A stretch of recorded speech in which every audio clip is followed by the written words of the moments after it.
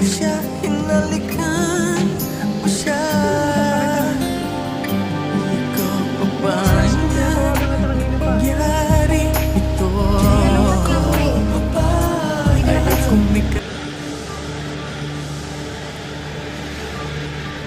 Sino yun?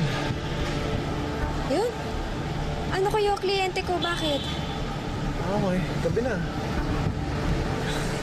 Di ba naman yun, Lino? Pag-iisipan mo na masama? Pagod ako ngayon kaya please lang. Buti nga, inatid pa ako dito eh. Jade, wala naman ako iniisip na masama